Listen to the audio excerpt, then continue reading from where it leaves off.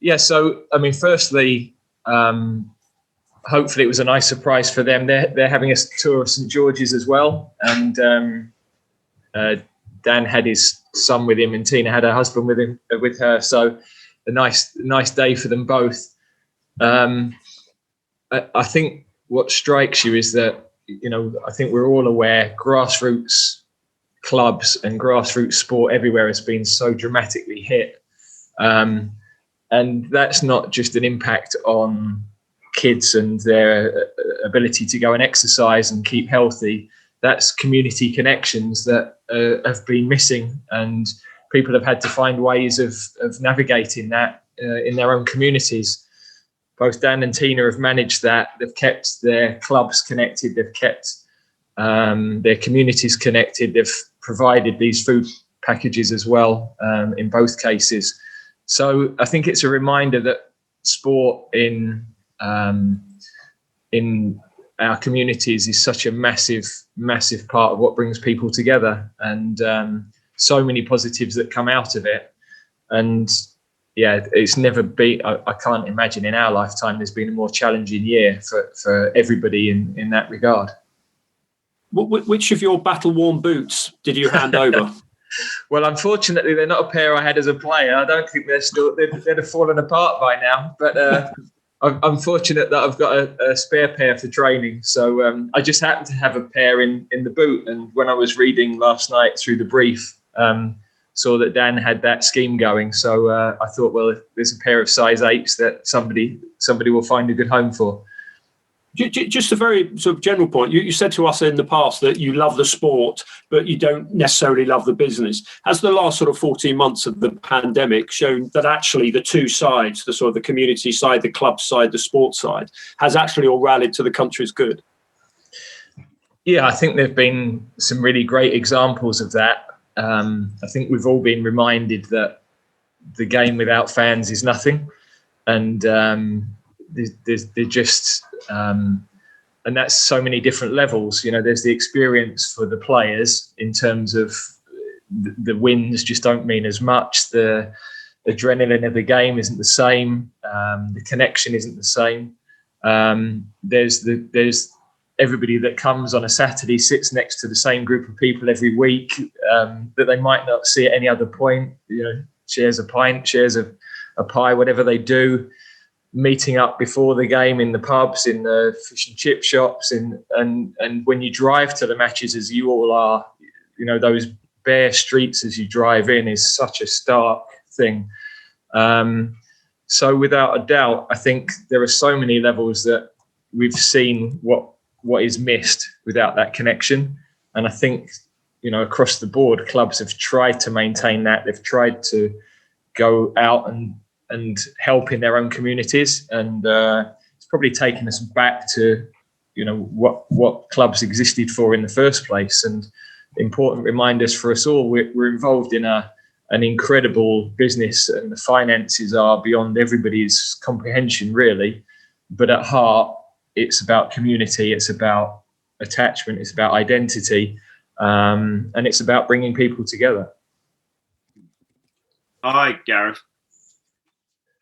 Can you hear me? I can, Sam. Yeah, how you doing? Hi. I wanted to ask you, can you just tell us a bit about why you support the Respect campaign, and also in terms of kind of how kids are treated at a young age when they're playing football? How important do you think it is to the development of young footballers that they're allowed to enjoy football kind of for as long as possible at a young age, as opposed to almost an idea of putting so much pressure on them from kind of 6, 7, 8, 9 years old?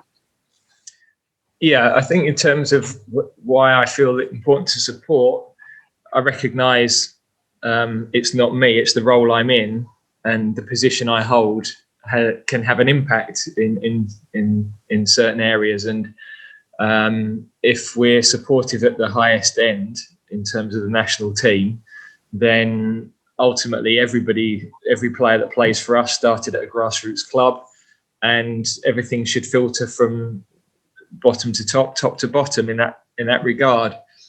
And I think when we we often think about grassroots football as the vehicle for finding the next Raheem Sterling, Harry Kane, whoever it might be. But the reality is it's so much bigger than that. And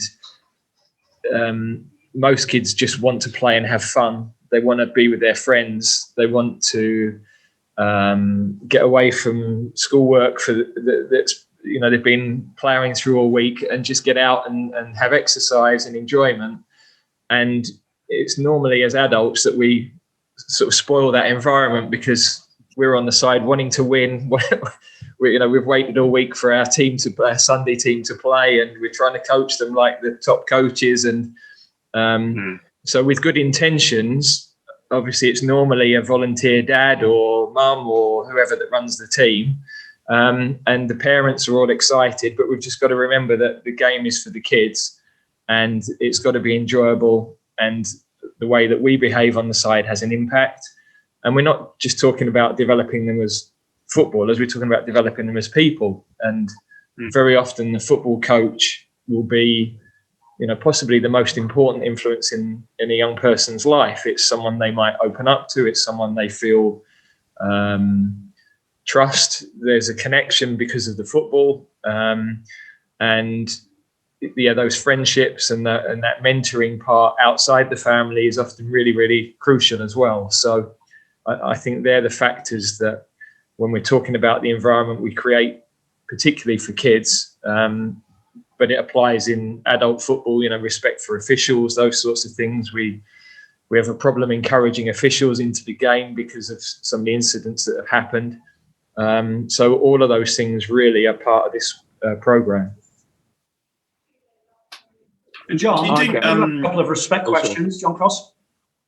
Well, yeah, I was just going to ask you also about the last year, Gareth, if I may, in terms of what the impact it's done on. I mean, we're blessed with a current wonderful generation, aren't we, of young players coming through, and it feels like a lot of these, if you talk to kind of grassroots coaches, people at grassroots, we've lost a lot of time, and it feels like we've got a lot of time to make up. Just how difficult is that bridge, do you think, to overcome, Gareth, to kind of claim back a bit of time to kind of get football back on track in this country?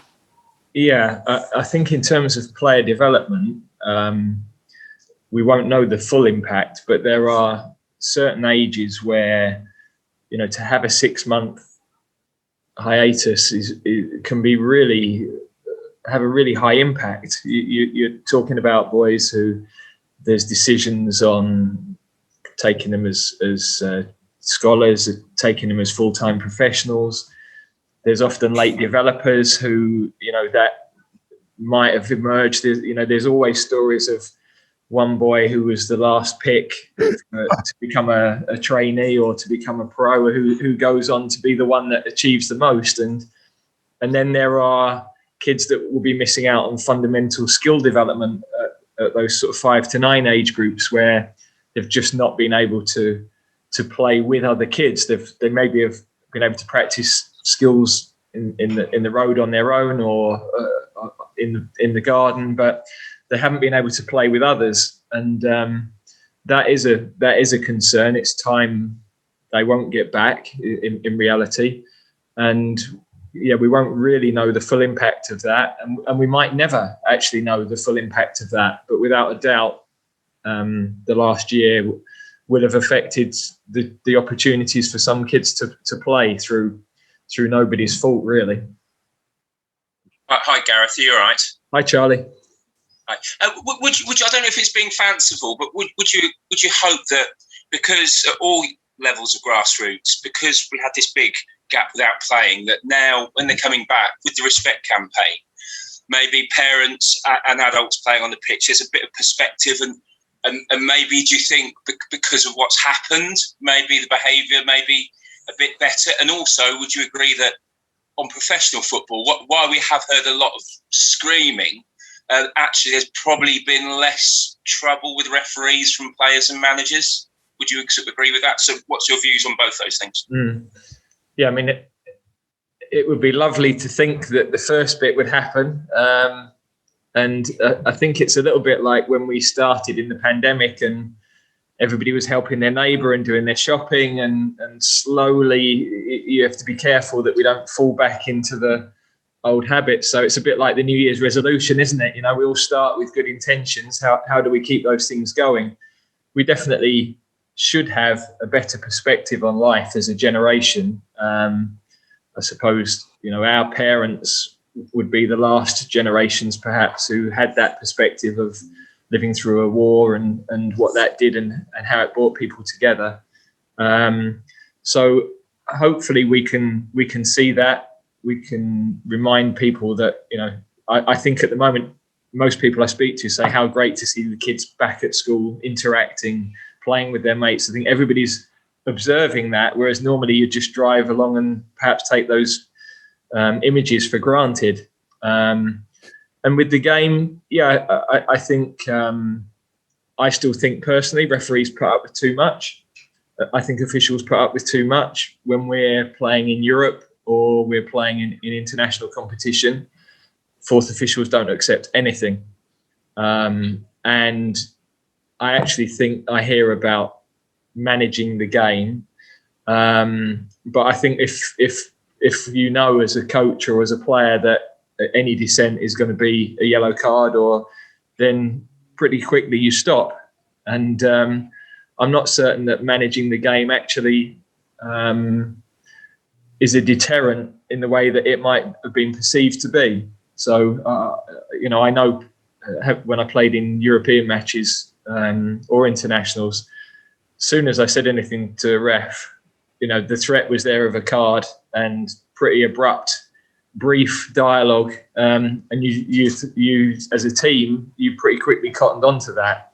So, personally, I think that we could actually manage that situation a bit differently. Hi, Gareth. You spoke before the last campaign on the importance of kind of England games as national moments, and obviously in the long build-up to this tournament, there's a lot of talk about Euro '96. But given the last year, and it's probably going to feel like the first real football for some time because people can come together. There are likely to be quite big crowds. Maybe expectation or burden is the wrong word, but do you feel more of an opportunity to provide a properly kind of collective moment and kind of something that people come together for? Yeah, it's definitely not a burden because I feel as if over the last 2 or 3 years, the team has become relevant to people again, and people are excited about the players. And, one day I'll be doing a job that nobody's bothered about the outcome, and that will be pretty dull existence. Whereas here we've got the chance to make some history. And we've never been to a European final with England, only one semi-final. So our record compared to lots of nations we might perceive ourselves to be bigger than is actually not good in this competition. So if people are excited and have hope, that's brilliant. And given what we've all been through, I don't think we should be dampening that.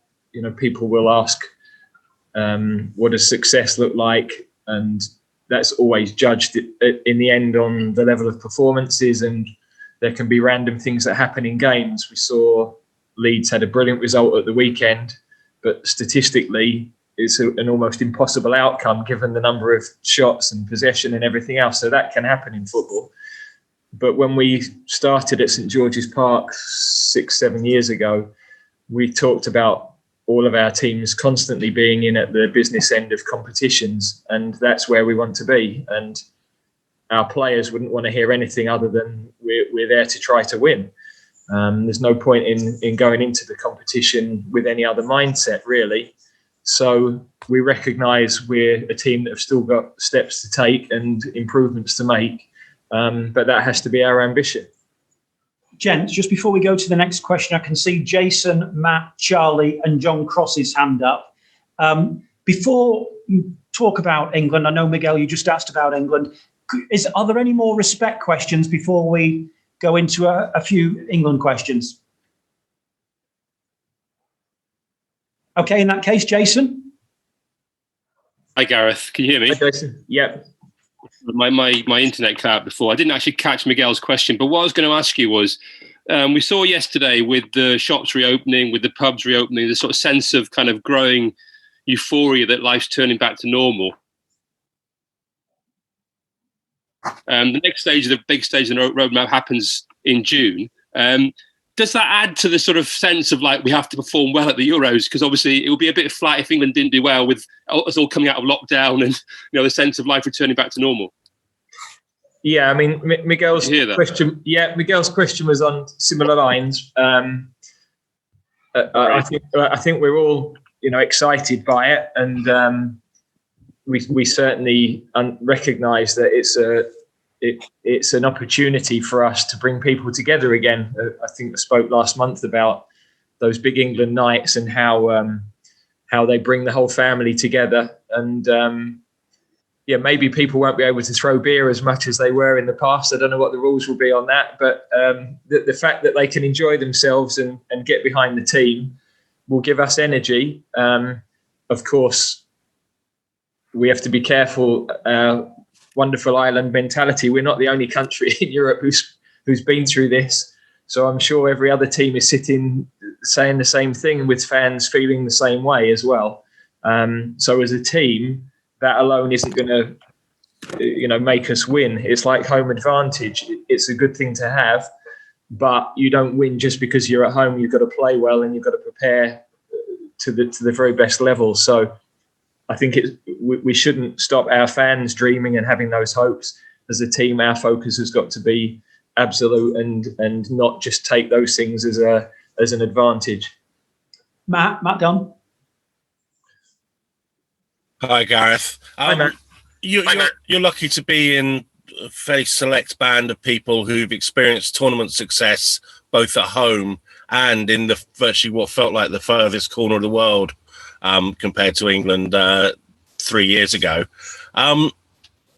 Is it better to be nearer to the home fans, or does it make it more difficult for the players in between games? I just wonder what your take is on whether this does give us an advantage or whether it does make it a difficult intensity for the players, comparing the experiences of 96 to 2018.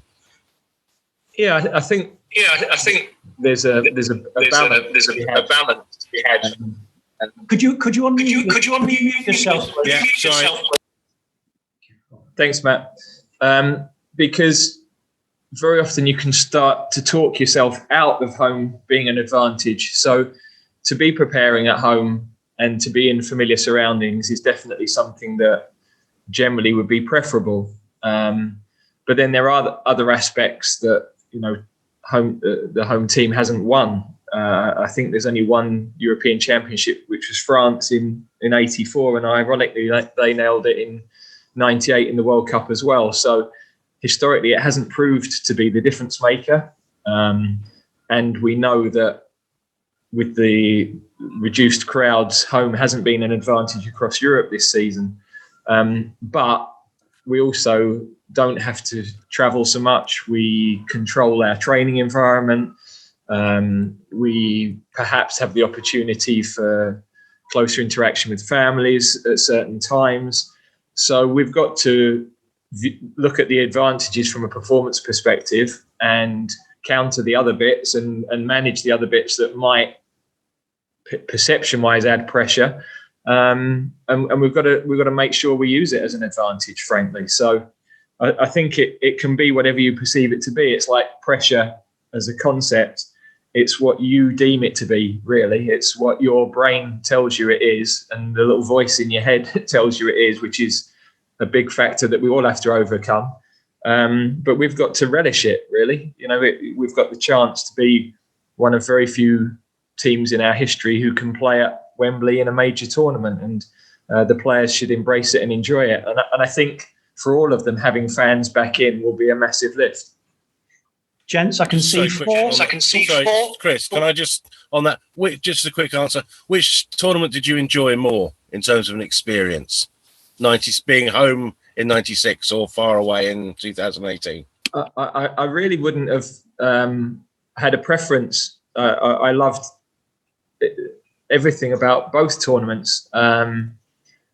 yeah, there were some unique things about being at home. So the journey to the stadium from Burnham Beeches to Wembley, going where the route was lined with the people coming out the pubs and the build up to that. But, there were incredible experiences for us in Russia as well. And our fans that travelled and the passion of the fans that travelled and seeing what it meant to people, and then seeing the pictures from back home while we were in the sort of solitude which we've got to create in our camp when we're here. So, yeah, they were both amazing life experiences. I genuinely wouldn't have had a preference.